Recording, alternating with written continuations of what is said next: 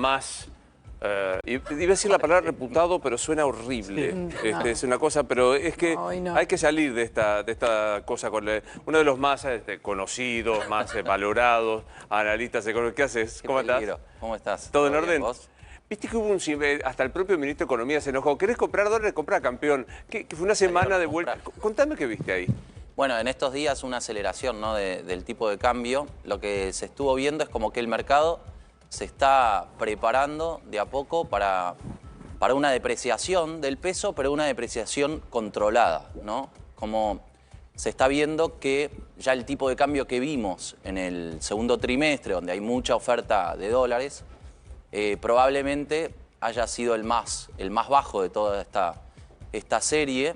Se está viendo un nuevo nivel, prácticamente en el mercado mayorista se está viendo como que los 1.200 ya prácticamente son un piso. Hace unos meses estábamos pensando si iba al piso de la banda más cerca de 1.000, claro, o por abajo de 1.000 incluso, pero nunca pasó. Y ahora el nuevo piso, por lo menos lo que se percibe de las operaciones, de los reportes que se van viendo, está más por encima de los 1.200, se está corriendo un poco más rápido. Se ve al sector agropecuario como el único oferente en este momento de dólares. Está vendiendo mucho el sector agropecuario, con lo cual eso también llama mucho la atención. Con tanta oferta de dólares del agro, el agro está vendiendo 2 o 3 veces más por día de lo que vendía en mayo y junio, que ya eran buenas épocas de oferta de dólares. Está vendiendo muy fuerte por todas estas declaraciones que estuvo haciendo hasta el 30 de junio, incentivado por el alivio de las retenciones. Ya con esas declaraciones, ellos dijeron que iban a exportar y querían acceder a ese alivio en las retenciones, pero toda la liquidación se empieza a sentir en estos días hasta mitad de mes. Bueno, toda esa oferta se está volcando y a pesar de eso hay presión cambiaria. El dólar va subiendo. Dijiste algo al principio, el mercado se está preparando para una depreciación del dólar, mejor dicho, una depreciación del peso, una apreciación del dólar. Esto va a ser por movimientos de oferta y demanda, porque no hay intervención del Estado. ¿Estoy diciendo bien? Es una discusión, ¿no? Si hay intervención o no. Te estás metiendo... Sí, bueno, pero yo no entiendo. Pero, a ver... Porque hoy Antonio me corrió, Antonio Laje me corrió y me dijo, cuando dije, pero el gobierno, ¿cómo va a devaluar si es libre el dólar? Dije, listo, metí la pata. Entonces dije, bueno. Por eso dije depreciación, ¿viste? Pero, a ver, hay varias cuestiones. En el mercado al contado oficial no está interviniendo el Banco Central. Sí se ven muchas intervenciones en el mercado de futuros que tienen mucha influencia en el mercado oficial. Vos ves inmediatamente, después de una intervención en el mercado de futuros, cómo reacciona el tipo de cambio oficial. ¿Por qué? Porque el dólar futuro es como un sustituto, digamos, del dólar, influye como una oferta de dólares, con lo cual eso termina afectando el precio del dólar oficial. Pero también hay otras cuestiones, hay restricciones, o sea, seguimos teniendo restricciones para las empresas. Hay también una obligación... Te corro con argumentos. ¿Sabés que sí, a ver, 2 más 2 me da con decimales? Lo tenés claro. Esto Pancho lo tiene re claro, por eso cuando yo hablaba de economía se agarraba la cabeza, con razón. Te corro con el argumento de Duhovne, que vino los otros días a la entrevista y me dijo, es un error decir que hay restricciones para la empresa porque como los dólares son libres puede ir al MEP o al contado con liqui y compra al mismo precio. Sí, pero después no puede participar en el mercado oficial. Si compran en un mercado, después no pueden participar en el otro. Entiendo. ¿No? Y si vos tenés que, no sé, pagar importaciones o pagar deuda, ir al mercado oficial, vos tenés que tener en cuenta eso. Si vos accediste al mercado paralelo, vas a estar vedado para eso, ¿no? O sea, hay todavía restricciones. Hay restricciones para el atesoramiento de las empresas y hay también una obligación de liquidar los dólares. O sea, todo esto que vimos del agro, o sea, estamos viendo que hay un sector que está forzado a vender sus dólares, forzado por un lado por la normativa cada vez que exporta y también incentivado por el alivio de las retenciones, a vender sus dólares a un tipo de cambio que está por debajo del tipo de cambio que equilibraría las cuentas externas, ¿no?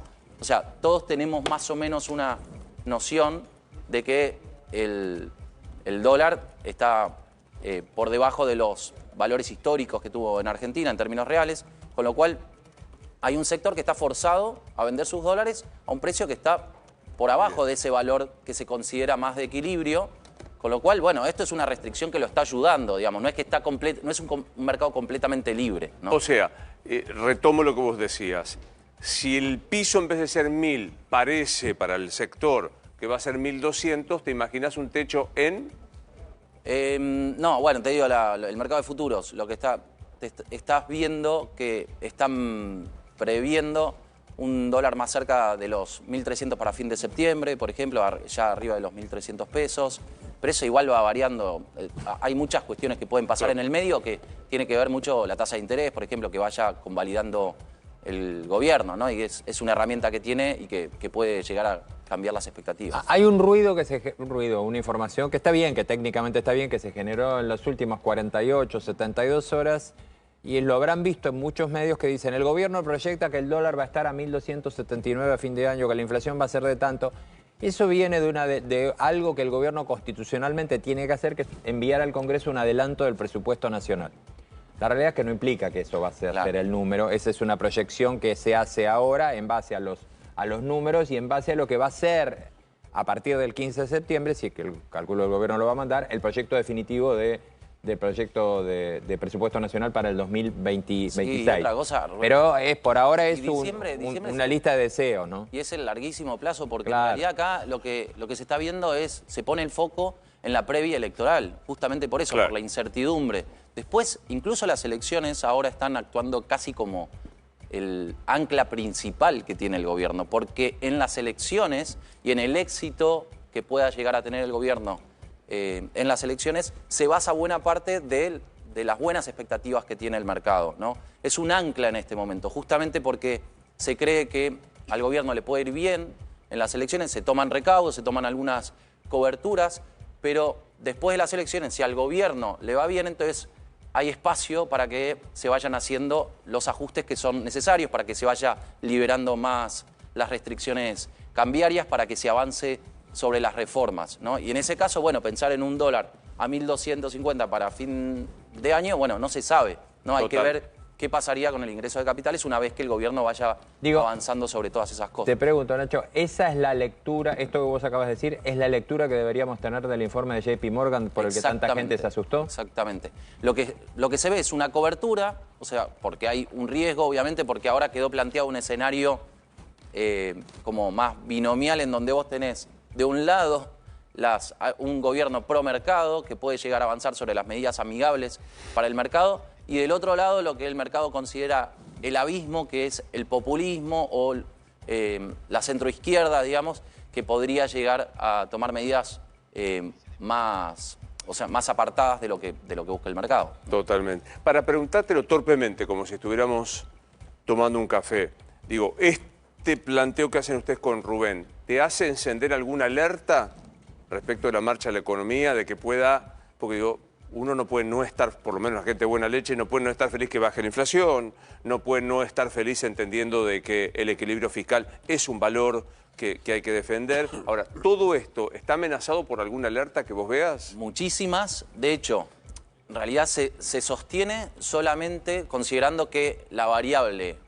objetivo del gobierno es la inflación. Que todo esto se tomó en función de bajar la inflación como prioridad, pero obviamente se dejan de lado un montón de cosas, ¿no? Porque por estas razones que estábamos hablando, no tenés un mercado tan libre, no tenés quizá un tipo de cambio tan sano para muchos sectores, ¿no? Entonces, todo esto el mercado lo ve.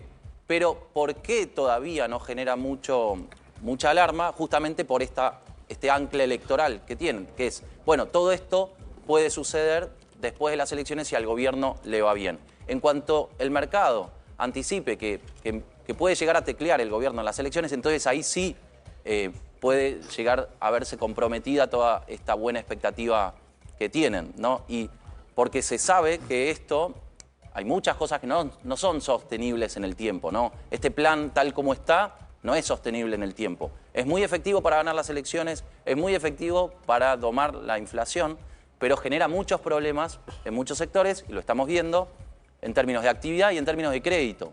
Hay algunos problemas que se están viendo en la economía real en cuanto al acceso al financiamiento. Hay algunas empresas que están cayendo en default, por ahí compañías que estaban demasiado apalancadas, pero se está viendo como que genera algún estrés. Hay mucha morosidad en la familia. 3 y en segundos, las empresas. Nacho. Urgente la 24.